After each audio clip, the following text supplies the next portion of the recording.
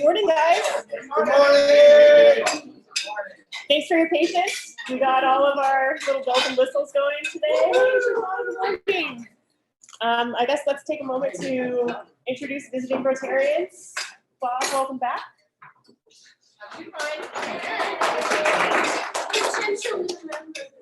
Yeah. Visiting for now. And then some guests. We have Shoshana. Rebecca. My daughter Mary's come for the weekend from college. Brent. So I my son Kaden here. He's Our son. Jared had something to do with He's a Boy Scout. He's working on his first class rank, and one of the activities is to interact with an elected official or a judge or something like that. And learn about the Constitution. We heard Greg was going to be here. He canceled last minute. Oh, If no. anybody else pulls that, people Is Joyce here? No. And Joyce is in, I think, in San Diego or something. You can be a judge, an attorney, a civil servant, a principal, or a teacher. Ew. I don't know. Yeah. Is it the truth? That's it. Everybody else is.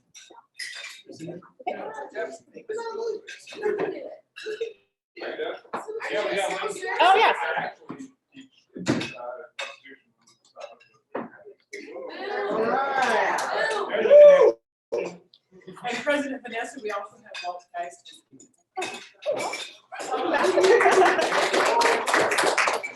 And while we're on loop, just for a moment,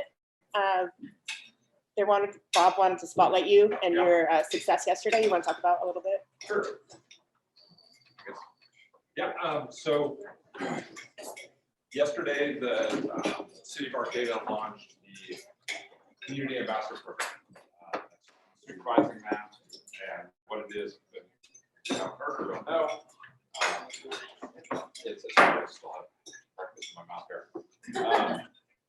It is a group of city employees who I hired on with, they're all paid through ARPA funds, which is the COVID relief money, and they will be out and about primarily in the business kind of corridor here between 7th-ish and 17th-ish. Out and just interacting with businesses, community members, tourists, and our homeless population, and trying to provide whatever services are reasonable for them to help people out. So directions to how to get to the highway, what restaurants to go to, where the college is, and also what kind of advocacy services we have and where we could possibly what they need assistance. They will also be out kind of encouraging people to behave well and follow the rules. They are not security guards, they're not police officers. I am their only connection to the police department. They're very much separate. And that's it. We were out at the Chamber of Commerce last night and had a good time. I had 4 of them with me. There was a total of 7 of them all together. And they'll be out about today. Today is their first solo on their own show. I was just going to warn you that this weekend today, through Sunday, is homecoming and family weekend for universities. So you'll get lots of people to talk to. Good. And that's what we're hoping. And if there are special events, if there's things coming up that any of you are aware of, or things that you think it might be beneficial to have some extra community support staff at, let me know. And we can see if we can work that. So their schedule is super flexible. I hired people from all different areas, so that we have people who are prior business owners. Joyce is one of them, and then I've also got people who are heavy into advocacy stuff. I've got younger people, it's kind of 50-50 younger people, retired people, and so it should be good. It's good. Do they have a badge or a Yes. jacket or something? So Yeah. There. Yeah, so they will be very obvious, I hope. They are wearing it's a safety vest, but it's not like a safety. They're forest green safety vest with community ambassador on the back. It's got a little City of Arcadia potato badge here. And they'll have that, or they have like hooded windbreaker with the same plans. And also how it works. And they'll have buckets and trash picker uppers and the option litter and just out and about. So if you see them, say hi. If you need something, ask. Thank you. And I, last week, I didn't get to share this, but I went down to Miranda's Rescue with Pat and Mark and Arcadia Noon, and we took a tour of their facilities down in Fortuna. There's dogs and cats and camels and birds, and this is a lovely moment I'm sharing with a cockatoo right before it bit me. It was a big flirt, and I deserved it. It's a beautiful, like, event space out there. They have, you can adopt a dog for $100. They take care of it indefinitely. It's a no-kill shelter. People drop off horses. There's goats. It's really a cool place to visit. They have 3 thrift stores. One's here on the Plaza. They take donations almost constantly. So it's a great place to empty out your, whoever gave me that tote with the yellow lid, it's empty now. So if you can pick it up from the Griffin, I don't know who it was. But yeah, a wonderful organization. Let's see. We have some thank yous for Oktoberfest. The happiest, Marty, you want to come up? Truffle rollers I've ever seen in my life. Thank you for everybody. Let's see. So Terry, Rebecca, Charlie, Lori, Pat, Steve. Well, I gotta say a big thank you to almost the whole club here, but Oktoberfest went off. It was touch and go for a while, as you all know, but big thank you up front to Vanessa for pushing us along, keeping it going, the staging, the truffles, set up your place. I mean, we basically took you over for 3 days, storage stuff. Thank you. And then we had sponsors. We had 3 different sponsors, 4 different sponsors.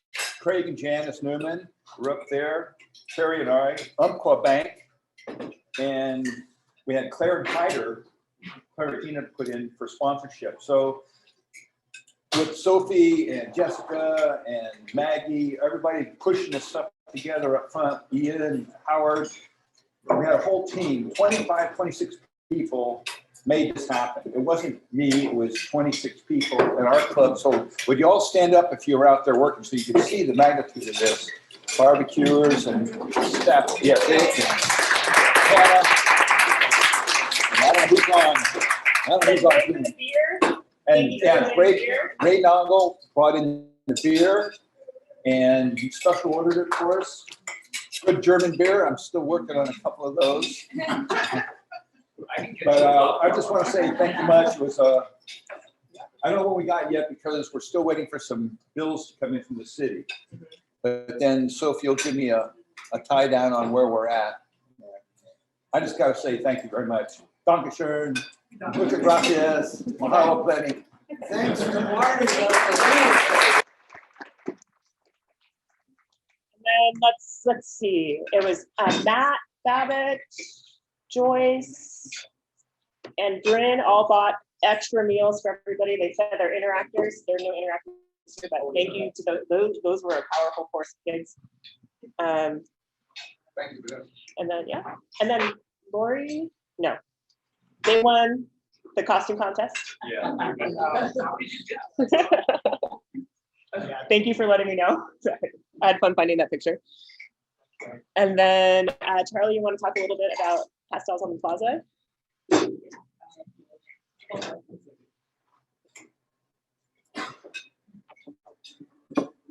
She's not here today, but this is our artist and her dad, super fan club. And we'll keep moving. So our artist was Sienna Cross. She is an Interact student. She was just like an amazing little young woman. She has been wanting to do this for a long time, so she was really excited for the opportunity. She had like a little image she had. She's like, I want to do like the solar system, and yeah, it was just really fun to interact with her and her dad. And her dad was just like just there and super supportive, and like we were just like, yeah, like she's like, I don't know what to do. Is this okay? And I'm like, yeah, like it was great to interact with a young artist, and she was kind of an introvert, but like at the end she was just so proud, and like everyone who was walking by was like, wow, that's great. So she's excited to do it next year.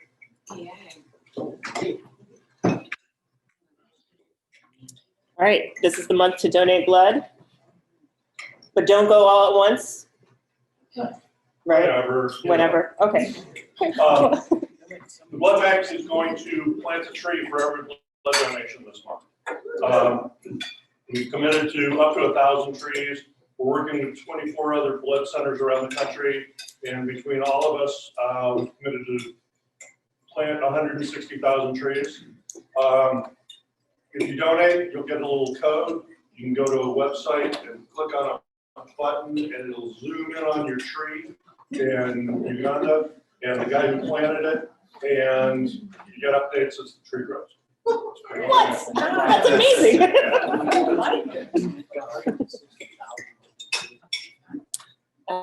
Tomorrow, walk to end Alzheimer's, but there's nobody. Is anybody doing this? You can go downstairs. There's a QR code right in the middle if you want to sign up or donate. Mini golf. We'll cross that bridge. Also, Women of Rotary, Jessica. Who else was at that meeting? The first one. The first one? Uh-huh. No, there were a few of us that went, yes. Charlie, you want to talk about it? That's good. No? I wasn't there, but it's like No, Clark Swan has been asked by District Governor Jennifer, no, right, Yeah, Jennifer. All of a sudden I was confusing with the RI president. To sort of get the women in Rotary together and work on something and make some magic happen. And Clark Swan has just incredible energy, and so she's working to create quarterly socials, I think, at this point. And we did talk about some potential projects at the last one, and so we're coming back together to sort of revisit, where do we go with some of those projects? What do we do? And what's happening at the group then? That's what I know, I guess, right? Do you know more? Yeah, that's about it. It's just creating more solidarity with women in Rotary and recruiting more women into Rotary, and talking about women's issues, as well as we were talking about doing like presentations within like kind of a skill share with women within our meetings. And so, yeah. Taste of the holidays. Everybody has their tickets. Thank you. Not everybody. Oh, okay. Oh. So get out, sell tickets, pick up your tickets. Is there anything, the meeting last night, anything you want to share? Is there anything, Lisa, Angela? We had a meeting last night. We're really still working on, logistics and raffle items and vendors, and just trying to get commitments and paperwork in mind. But there are still a few goals that we're going to need help with for sure. And I think sign up genius went out. And of course, we'll keep reminding you of that, and maybe even resend it as time gets closer. But we have a lot of tickets to sell, so if you sell a few tickets, I'm sure that some of these envelopes might have some extra tickets for you to sell to the family. Anything else? I have extra tickets if anybody needs some, and also at the end, turn the money into me, or Sophie, at the end, if you don't sell all your tickets, turn the tickets back into me, because I'm keeping track of all that stuff. Don't turn your tickets back in, sell your tickets. Yeah, if you don't sell, turn them back in. Ian? Buy them. Turn in the money.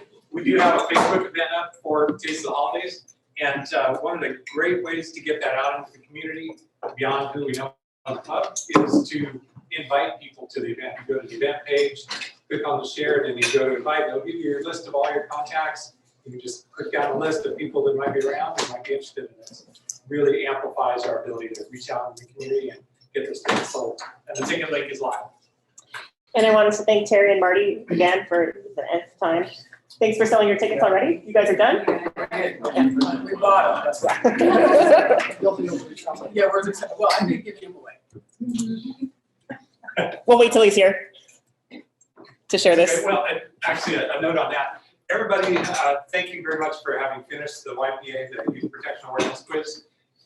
You don't have to be fully vetted to take another adult and Lazo out. You can go do something, not one-on-one, and he loves going to do stuff. He's gonna have more time when soccer ends, although right now that looks like December because they're headed for maybe a state championship. We should all go to. But that's one of the benefits of doing your due diligence, getting that youth protection awareness done, and let me or Stephanie or Claire know if you'd like to go do something with Lazo. We'll help you schedule. And he's not here. We're still looking for a third host We are family. looking for a third host family and first and second families for the following year. We're going to interview next week on Wednesday potential new outbound candidates, which means that we will likely have another inbound candidate. All right. And now is the time to get our host family commitments made. So it's been a fun week trying to figure out a program for this afternoon, this morning. So thank you to the programs committee for all of that frantic emailing back and forth and for your ability to pivot. So saving the day is going to be Charli and her community resilience chat. So yay, welcome. Well, editing the program as I was. I totally had this last night, right? Yeah, absolutely. Yeah. So totally into giving selfishly. This is one of my favorite things to present about because I learn and am reminded about things that I need to be reminded of. Community resilience model was developed by Elaine Miller, and it's really about finding strength in your community during times of trauma, stress. This can be organizational. We teach it to schools. We teach it to like students, teachers, and different organizations. So I think we have a presentation next week with one of the tribes. So just to introduce resiliency questions, what or who is helping you through, like right now, what is giving you strength? What or who has helped you through hard times in the past? And this is just a question. It's kind of a thought exercise. Taking a moment to think about the things that have given you strength in the past. Resiliency pauses can help you bring you back into a balanced state of mind and body during difficult times. So it's important to remember what else is true. No matter what you're going through right now, and you can have things piling up in your mind, and you take a moment and say, what else is true? My family's safe. I have a home. I have a job. I have friends, a community. Everybody has a different definition of resiliency. In this case, it's just an individual or community's ability or collective strength and living fully with compassion in the present moment and to thrive while managing the activities of daily living. So definitely there's been a perspective shift. I don't know why this is, there we go. Ah, what'd I do? I broke it already. Vanessa, help. So yeah, there's been a perspective shift with trauma-informed stuff. So the conventional thing was when people were going through stress, it was people who had, depression, anxiety, alcoholism, substance abuse issues. They were bad, they need to be punished, they don't care, they're just lazy. Trauma-informed was shifting to people are suffering, people need effective interventions. Many people care but lack understanding and skills. Resiliency informed is more focusing on people are resilient. What strengths do we have? What do we come out of trauma with?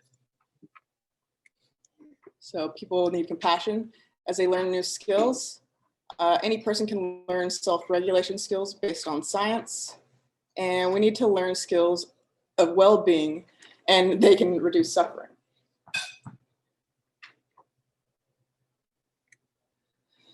So again, community resilience skills, just reiterating, it can be learned by anybody. We all have bodies and minds and stress, and we can all learn how to learn different skills. So we all have access to the language of our biology. It's kind of a universal language. When we are mad, everybody's face gets hot. When we are like in love or excited, everybody's chest feels like it's going to explode, right? Like we all have this like access to our biological, and it's universal. So creating a common language, the Resiliency Zone. So through our day-to-day lives, we go through any number of emotions. We wake up, we're like, oh, what time is it? You know, maybe we're like, oh, like we're having a great day. We feel full of energy. Or oh no, like I forgot that I didn't pack the kids' lunches. So our emotions go all over the place, and we might experience any number of these emotions throughout the day. Resiliency Zone. So we'll talk about the Resiliency Zone. When we are regulated and we can meet those challenges, we can say, oh yeah, like I'm running out of gas, gotta go get gas. I can do that after work, no problem. There are times that we can't meet those stressors. It seems like a hurricane. You're just like, oh no, I don't even have my card on me, and I don't know how much money's in my bank. So what we call like the middle is our resiliency zone. We can go with those ups and downs of emotions and follow through. And then there's above the resilience zone and below the resiliency zone. So above the resiliency zone is too stressful, too much, and when we're above it, our biological systems go, we're anxious, we're angry, we're irritable with our loved ones. We might get stuck in the high zone. And on the opposite side, it might be defeating. So we might be depressed or sad or start self-isolating. So then we might get stuck in the low zone because it's also too much. So again, we're talking about biologically, all this stuff happens to everybody. When we get stressed out, our heart rate goes up, breathing, pupils, our digestion and saliva. I don't know if you guys have ever noticed that when you're stressed out, you can't make saliva. One of the funny things, like one of the relaxation techniques that I've heard is if you're really stressed out, take a minute and try to make saliva in your mouth. Imagine biting into a lemon, because it tricks your body into thinking you're relaxed. And then so it actually, and then it has an effect on everything else. Your heart rate will actually go down, and your blood pressure goes down. So and that's what. Doing that right now. So again, this is just talking about how all of us have bodies. So when you're stuck in the high zone, again, you're suspicious, you have nightmares, you're forgetful, you might experience any of these emotions such as guilt, grief, shame, anxiety, physical numbness. Low zone is hopelessness, loss of faith, isolation, trauma, self-injury. So again, these are very common human reactions.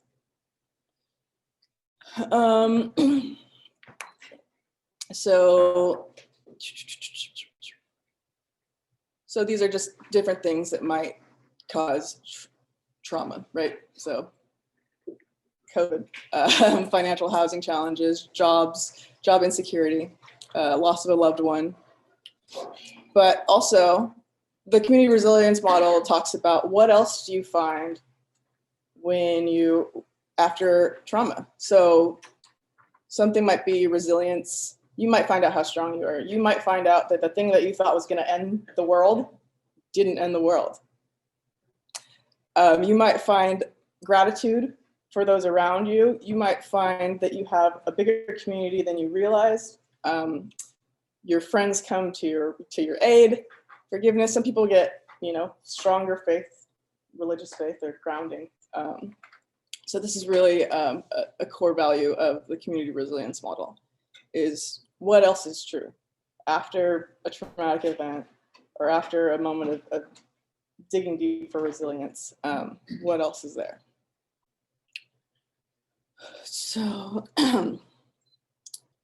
again, this is the model is talking about tapping into your biological processes and kind of being able to hack your system and I don't know how much time I have, but, and I'm kind of going quick through it, but this is a program that I welcome and encourage anybody who's interested in bringing this to an organization to invite me or First Five to give this presentation. So again, we all have storms in our body, sensations of discomfort and pain, and knowing that those are natural rhythms. We all have them, and they come and they go. Neuroplasticity is the lifelong capacity for your brain to change and rewire itself.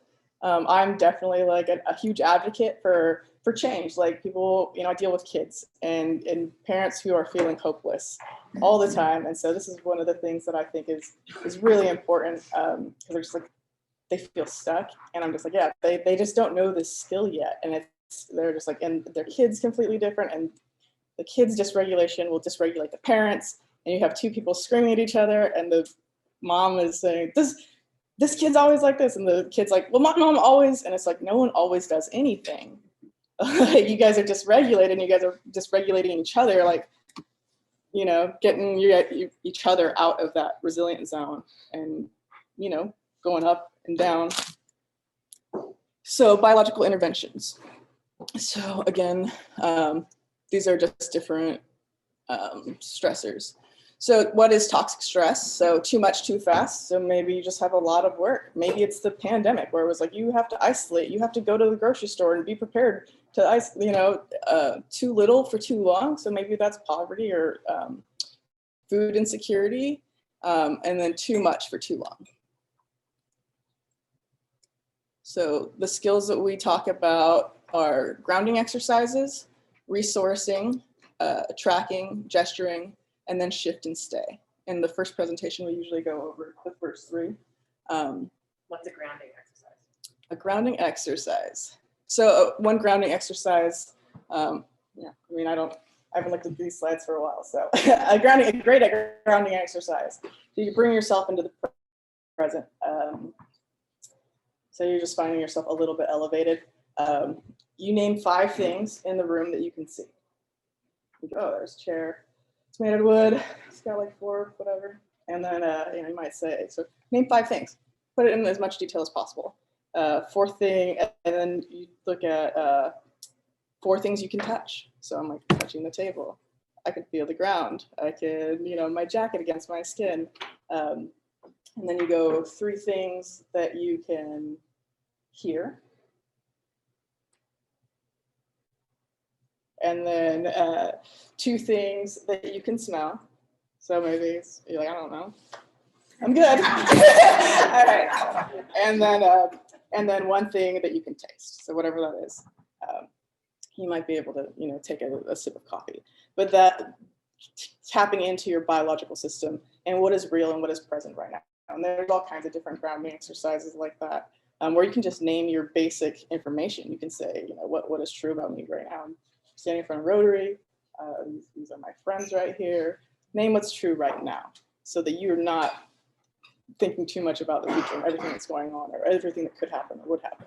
So that's a great way. So tracking is also it's a beginner step. It's tracking is noticing or paying attention to sensations on what's happening inside your body.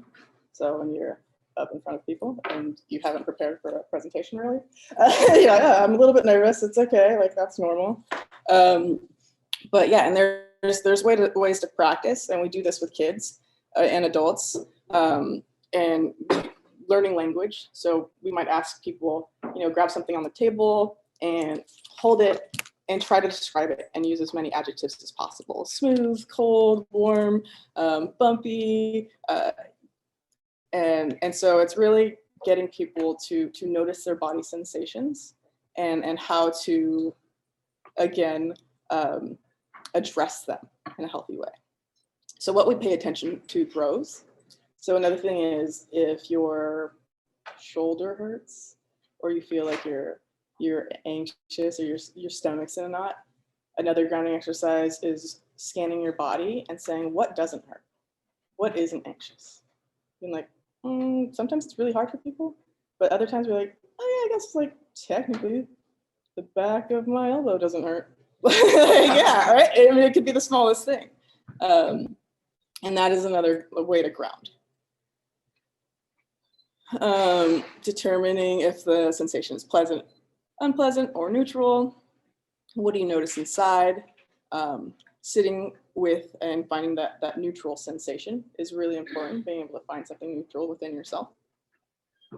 So this skill number 2 is resourcing.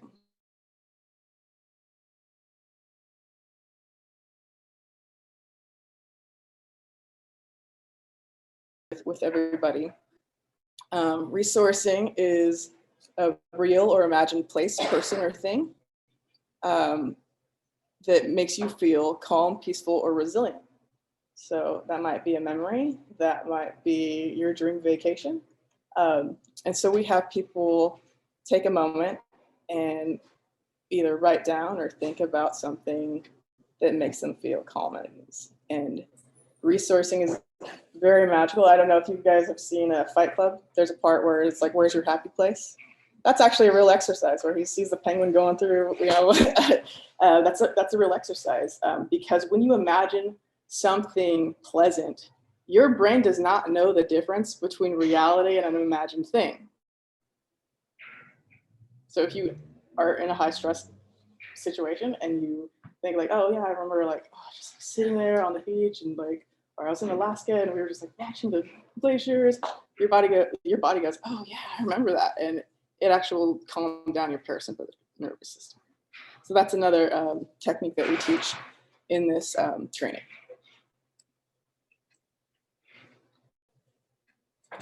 Typically, we would do a resourcing exercise, we'd share. We also have questions for kids. What's your favorite pet? You know, it's a great, you know, I have a kid that's overstimulated and they don't want to talk to me. I'm like, oh yeah, what are your hobbies? Like, oh yeah, I like to, oh really cool. Like, what do you like to draw? Where do you skateboard? Do you street skate or do you go to the park? Go, oh, I don't really like, oh yeah, it's kind of like, no, but what trick are you learning? And it gets them out of whatever they are. And so, you know, that's just kids resourcing. Again, grounding exercises. It's just another exercise we talk about, and this is more of a meditative kind of thing where we'll walk people through a grounding exercise all together. I don't know if anyone has done the compassion meditation. That's very, very similar to that. But yeah, just laying on a surface and finding your neutral spot. Another thing we do is help now. So these are just times when you're just in the office. You can do any of these things at any time. You can count backwards from 10. You know, kids who can't sleep, I tell them count backwards from 100.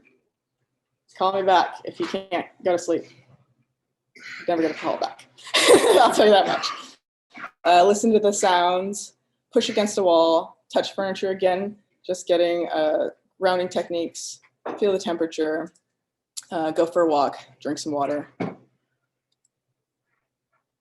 So again, these are the 5 or 6 techniques we usually teach. We usually teach those first 3 in the first series, the grounding, the resourcing, and the help now. And then in the second training, we'll do gesturing, shift, and stay. And tracking is kind of the foundation of all of them. So right now, it's just how am I focusing my attention during difficult times?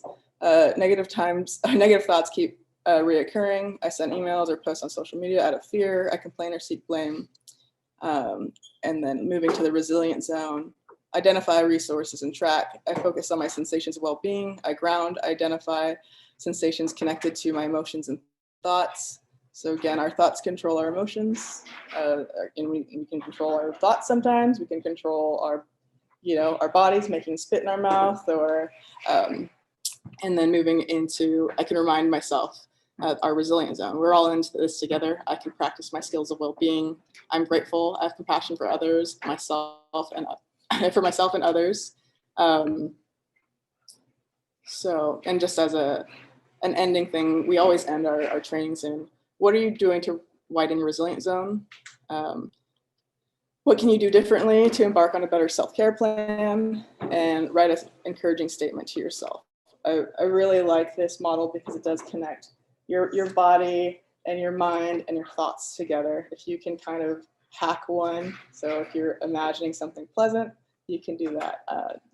And then, or if you can spit in your mouth for, a minute, you can do that. Another one, and this is not in this program at all, but one that I've shared with a lot of people is there's a cold ice water bath, because sometimes you're so amped up, no matter what you do, no matter how many times you practice meditation or something, you find yourself overstimulated. You find yourself awake at 2 o'clock in the morning. You're like, this is not right. I can't do it. I'm struggling right now, and I would do anything to go to sleep. And you can't. You've tried all the things. One of the biological hacks that I shared is you get a big bowl, fill it with cold water, throw some ice in it. It's really weird. But you put your face in it. You put your face in as deep as you can. Hold your breath for as long as you can, and come out. Do that a couple times. It's the weirdest thing, but it actually stimulates your vagus nerve. So it shuts down, again, your heart rate goes down, your blood pressure goes down. And the first time I tried it, I couldn't sleep. I was like, oh, this is ridiculous, but I'll try anything right now. And I tried it, and I was like, this didn't work. Went back to bed. Next thing I knew, I was waking up. So anyways, that was just an introduction to the community resilience model. If anybody's interested in a presentation for their organization, please let me know. Any questions, guys? What's the website, or I saw an app on the phone? Oh yeah. There's individuals or? Yeah. So there is, I think it's Help Now. That's iChill. The iChill app is really great. So it's very, very simple. They'll give you, how are you feeling in your resilience zone on a scale of 1 to 10? And you're like, on a scale of 1 to 10, if 1 is fantastic and 10 is I'm dying, and you're like, I'm an 8. You can pick one of the skills, they'll walk you through it, and then they'll test you again. You're like, oh wait, I'm like a 5. And it's really cool because you can actually track your own biological nervous system while using these skills. And then the community resilience model, it's just so exciting. Anybody else? You had family members that can benefit from this but aren't part of like a big group to be trained. Like, how do people access these kinds of resources if they're just, say you had a teenager who really benefit from some of this? Yeah, absolutely. It is definitely like sharing things with clients and being like, yeah, and I have the opposite question. I was talking to a parent yesterday, and she's like, why aren't they teaching this in schools? So it's just funny. It's I get the questions both ways. But yeah, it is really hard. A lot of this stuff is typically learned in therapy or counseling. I know that they're trying to integrate it into the school systems. There is, DBT, dialectical behavioral therapy. You can look at that kind of stuff on and those kind of skills online. There's a woman called named Ursula Widen. I'll get back to you on that name. But she has a lot of these skills that anyone can look up and and she teaches you how to introduce them to somebody one-on-one. So if it's a family member or friend, yeah. But yeah, it's like this weird. It's not a secret, but it's a secret because people don't talk about being dysregulated. We all show up every day, and it's like no one knows. We're like, oh, how are you doing? Great. How are you? And we keep going. And that's part of this program too, is starting to use the language, being like, oh yeah, like I'm a little bit out of my resilience zone. I'm just like a little bit edgy. Like, be honest. I'm like, oh, okay, cool. Because empathy and connection, that will regulate you. Like, yeah, me too. Cool. A shared experience of people being like, oh, so and so looks like a really good presenter. They look super calm. I'm like, I know I've heard people say that. I'm like, I'm under wreck up here. I will not remember the word I said. Okay. Any other questions? Slideshow? Absolutely. Rebecca, can you remind me? And I'll send this to you. Charlie did come into one of my classes last year and did this with 35 kids, and it went really, really well. They really appreciated it, especially it's the last 6 weeks of school. Seniors, all-time stress levels were high. It was amazing, and the kids responded really well to that. So thank you again. Thank you.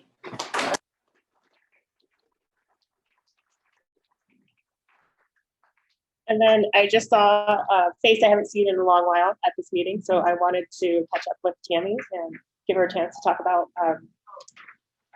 or not, whatever. I just spent a month in Thailand. I was supposed to take my kids on a trip to Asia, but when they opened back up to travel, I realized I gained like 40 or 50 pounds, and I was like stressed. And I said, "Can I just go to the wellness retreat?" And yes, just go take care of yourself. So it was awesome. It was like talking about community support and everything. So I'm getting shoved up. Like, but there was people from all over the world, and not drinking alcohol or anything, and all we did was exercise. We go for walks every day. We did smoothies and green juice and soups, and we did Muay Thai and yoga, and it just, I lost 20 pounds and 13 inches. So I'm gonna keep. I'm not gonna juice and drink smoothies every day forever, but I'm working out again and feeling good, and it was just beautiful. And the Thai people were lovely, and like I said, I met people from all over the world. I wanted to go to Rotary there, but I just can't understand Thai. I tried really hard and decided not to go to Rotary. But I was thinking about it, and I wanted to go to meetings, but we were working out for this resident. So yeah, thanks for giving me an opportunity to talk about it, and it was lovely. And definitely looking for support here for Fox and Healthy Brandy, and I've been working out and we can get that started again. So yeah, thank you. Welcome back. Thank you for sharing.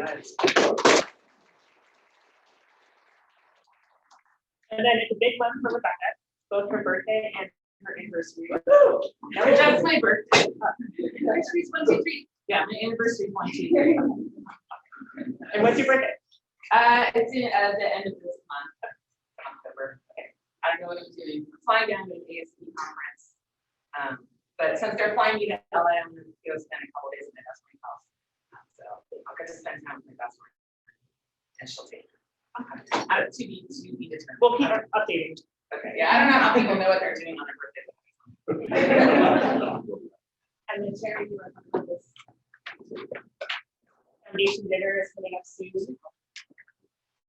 Yes, foundation dinner is at Sequoia Conference Center next Saturday, the 15th. It's a Mardi Gras theme. You ought to have gotten your invitation. I think the deadline must be soon for a food count. Thank you. The deadline is Monday. Is that Monday? Yes. Okay. And I hope that as many of you can come as possible. If you're already signed up, raise your hand. Okay. We can do better. So the dinner is a celebration honoring all that we did with the Rotary Foundation during the last Rotary year. And you're going to see our club's name up on the screen at least twice that I know of, because I can look at the numbers, but there might be other things too. And it's the first time that we've been able to celebrate in person since 2019. And the virtual foundation dinners, just, not the same. That afternoon from 3 to 5, there's also a foundation seminar at Sequoia Conference Center. So you can take your fancy Mardi Gras clothes and you can wear to the seminar, I guess, but I'm going to try and change in between. So I hope to see as many of you there as possible, and we'll bring back prizes. Thank you.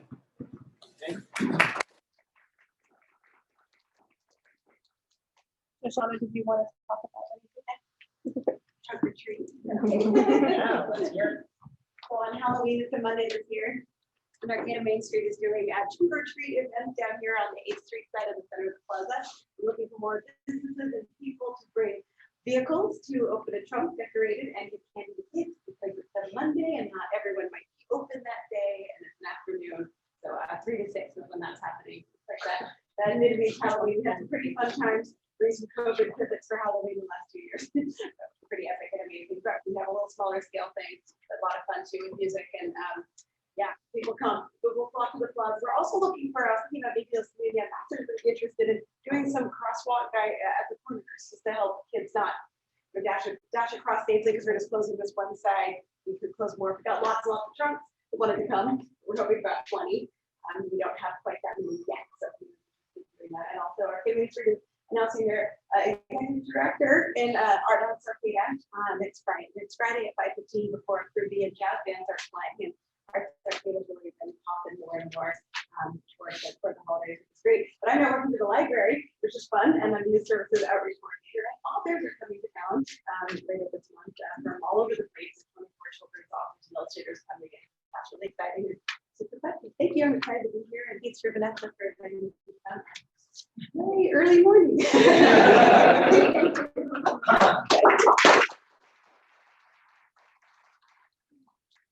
Anything else?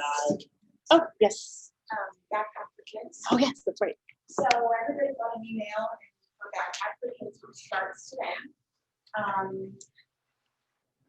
I'm just sending it out to everyone.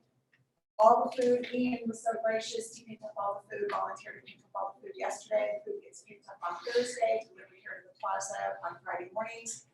We pack with as many people that can stay after. We pack, many hands makes quick work.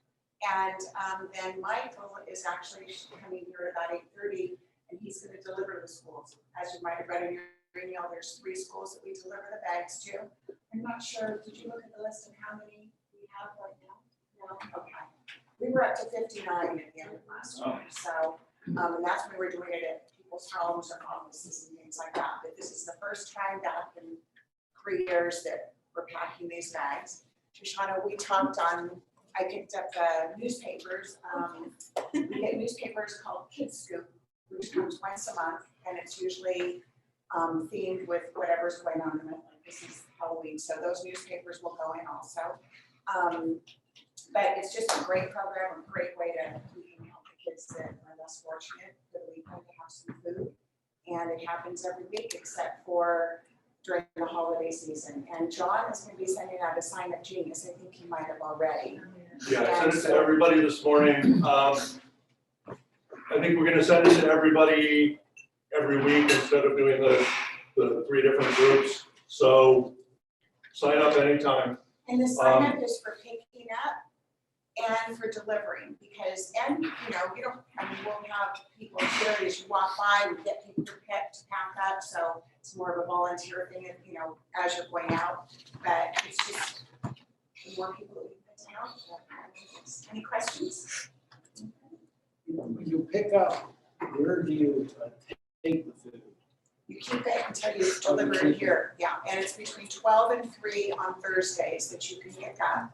And it's on Cedar Street. The address was in the email. It's right on Cedar Street, their temporary facility until, and they're supposed to be opening their new facility, I think, January, February. I mean, it's going really, really fast, which will be right over by Mission London's on 14, right across the street. It's a beautiful, beautiful building. But they're very helpful, and the biggest thing is making sure that the cart says Arcadia Schools, because I've even picked up the wrong one and I get, oh no, that was in the very beginning.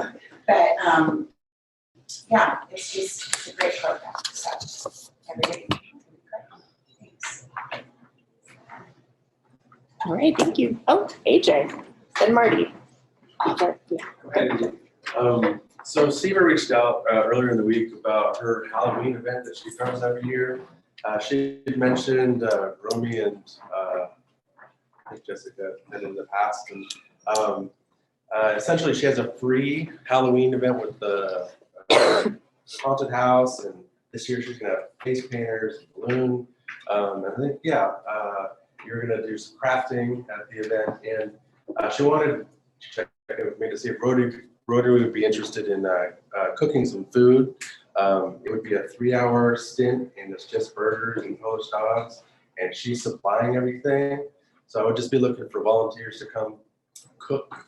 She'll have the barbecue, she'll have everything pretty much set up. And so for a 3-hour span, she's expecting, I think she's preparing for 500 to 700 adults and kids. I think we're just looking for maybe 10 possible volunteers.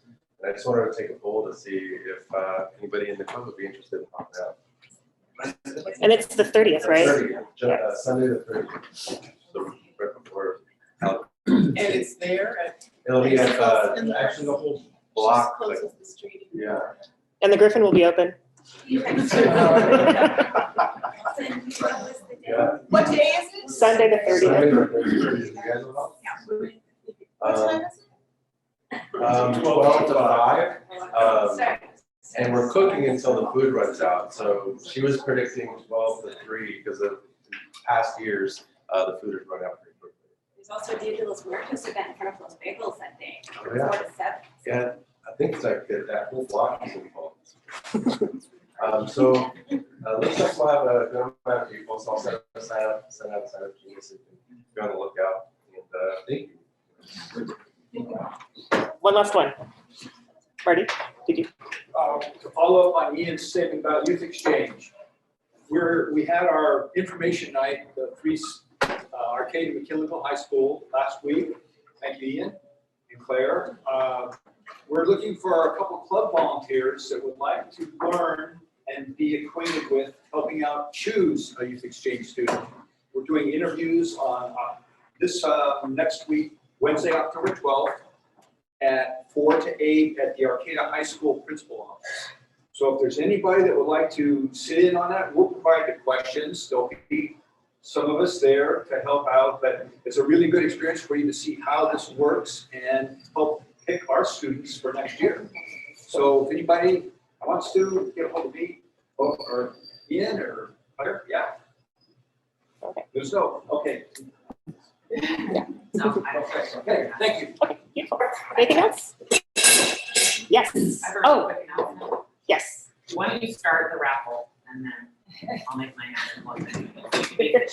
Okay. Efficient? Yeah, you're an engineer, you get it.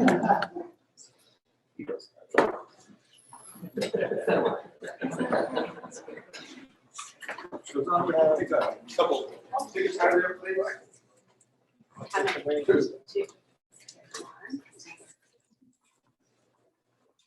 All right. Okay, we got 2 tickets here. Let's see who's gonna come up. We have the last 4 are 0738. Hey. It's either yours or mine. Okay, well, she picks her ball. Vanessa convinced me to help with the youth services committee, so I have to talk to her about exactly how to run a committee again, and I'll meet some people. But in part, I agreed to do it because the event that I really enjoyed as part of her is coming up here on October 20th. We historically helped with the Humboldt County cross country run. It's K through 8. Kids just need a pair of shoes. It's a really equitable type of sport, and so they're going to be doing their big run at the Arcadia Community Center on Thursday, October 20th. And what we typically do is come and just help guide the little runners because it's a big course. So, you know, we have people in all the corners saying, "Go, little kid, and this way, turn here," and that kind of stuff. So we usually need, It's really fun. and we usually bring in the interactors as well. So I'll talk to Nick. It's usually in the afternoon, so it's usually from about like 4 to 6:30. They run 3 races. We do the awards. It's super fun to see little kids. So more on that. We're getting to start. Okay, the last ticket, I hope this doesn't go the way I think it's gonna go, but 0742.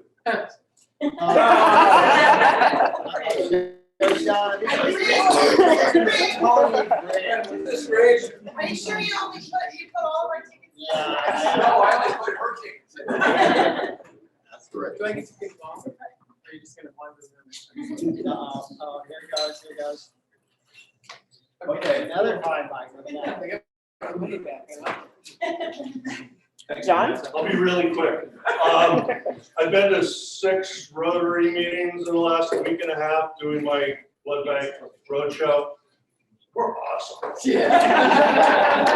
We really are. We know where to go. And we start on time and people volunteer to do things. We're great. Yeah. All right, on that note, let's get out of here before anything else happens.